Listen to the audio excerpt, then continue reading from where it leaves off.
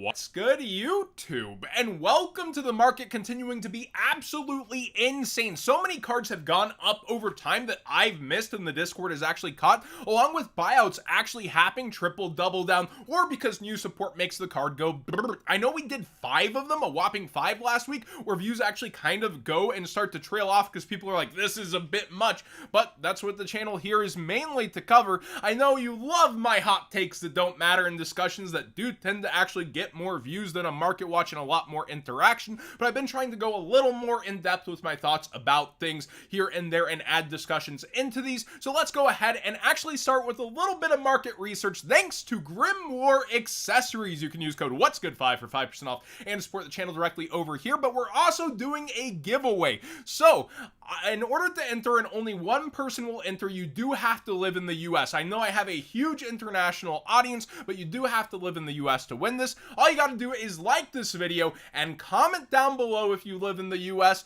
what the card you look forward to most in the Rarity collection and its rarity is, assuming it will copy Rarity Collection 4 from the OCG minus Maxi. You cannot pick Maxi, that's on me. But what you're actually entering for is a deck box, which is now sold out on their website, along with an exclusive colorway that you can't buy right now, and I don't know that they have plans to end up selling it. Right now, you can only basically get this from winning a giveaway. I really think it looks great. It would have been nice to have one to show off to y'all, but they didn't even give me one on this, and this is just for y'all. So again, code What'sGood5 for 5% off, and to support the channel if you'd like to see one of these other ones that also look really good. But if you want to win that one, just let me know what you're looking forward to most in the Rarity collection.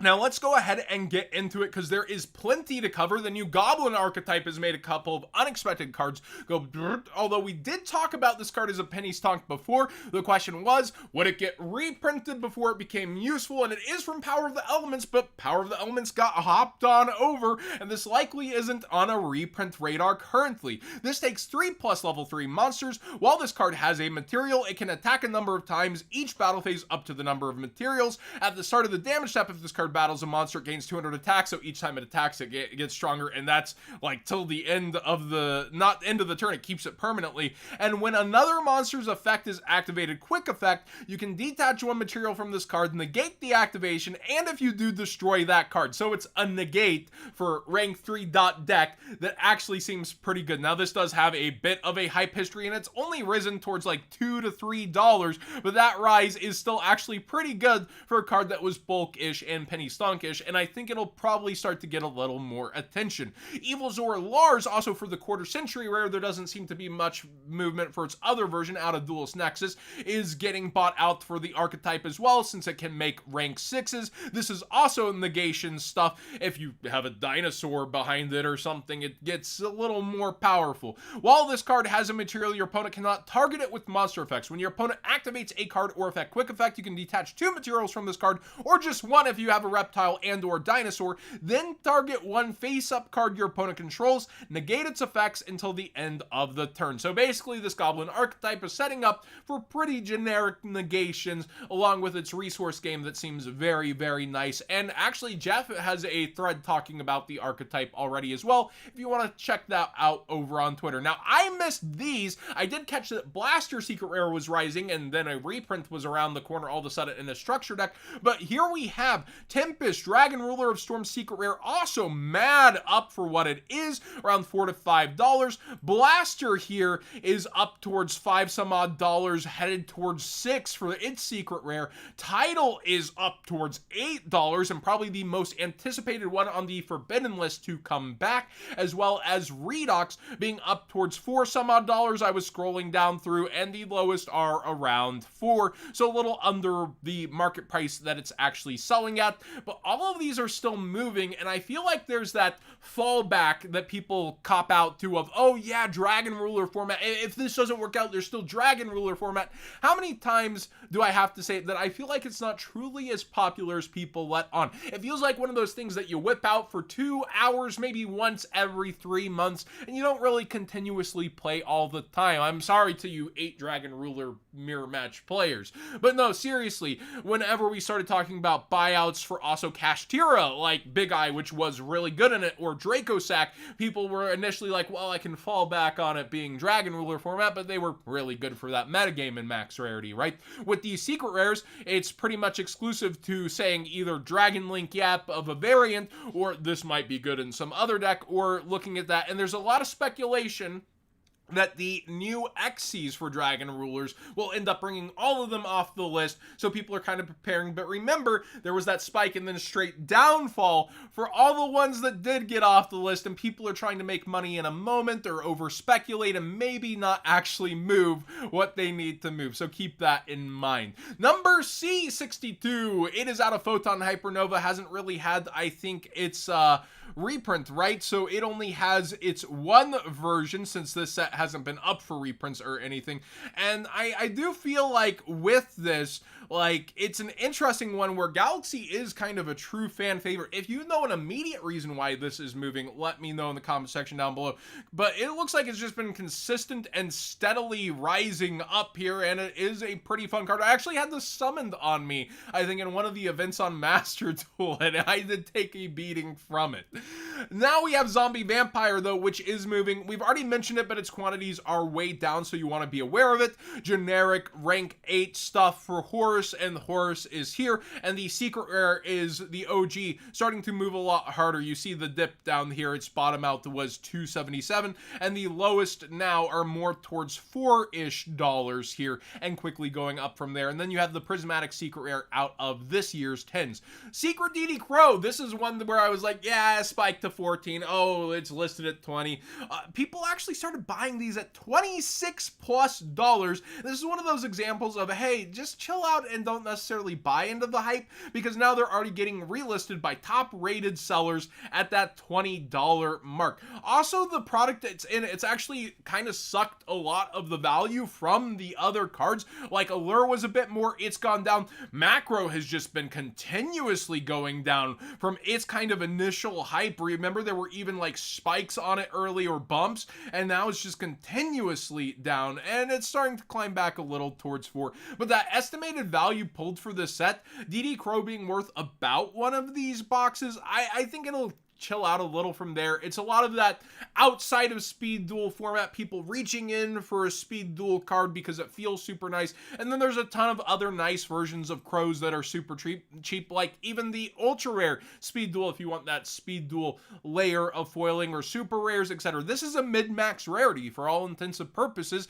You also have a DT version. You have a I want to say quarter century rare for Starlights now. You have a Starlight version as well as an ultimate rare. This is just because it was cheap mid-max, which was a good call, and it's very good in the current format. Don't get me wrong. I think when Callie shouted this out, it was a pretty good call, but at this point, it's getting a bit overpriced to where, well, people just overspent $7+ versus ones relisting themselves onto the market. And I would pay attention also to other things in here, like Max Rarity Red Eyes collectible, I suppose. I'd go for a first edition structure deck over this, but the secret rares do feel really nice out of these sets. It's interesting to see Amazoness Queen starting to go out in quantities, Red Eyes Darkness Dragon, stuff like this. So for DD Crow, people might actually crack some of these packs for funsies and the other stuff that comes in them, and then we could see a raised quantity of other stuff, but we'll have to wait and see if that happens. I think there's a lot of sleepers in here too, like Secret Rare Jiu-Jitsu Master, that are getting visited because people looked at Crow, looked around the set and went, wait a minute, I remember Glad Beast format, and started to kind of, look around a little more at what's in there. But yeah, just so many nice versions of DD Crow. Kind of look through there and decide what's right for you. Triple Tactics Talent is a card I would be moving immediately personally, because when we have the Rarity collection, everything will come in every Rarity. Now, US Konami could short print something, right? I personally want to believe they will put their best foot forward and not short, but I'm not going to be shocked Kaiba Pikachu face whenever they short print something, or if they do. But I do think cards like these are things I would be going ahead and moving. It's already got a reprint of Mavens. It feels like that point where Konami is going to let it go and be a cheaper card. But yeah, I think that set's going to be so ripped open for so many cards.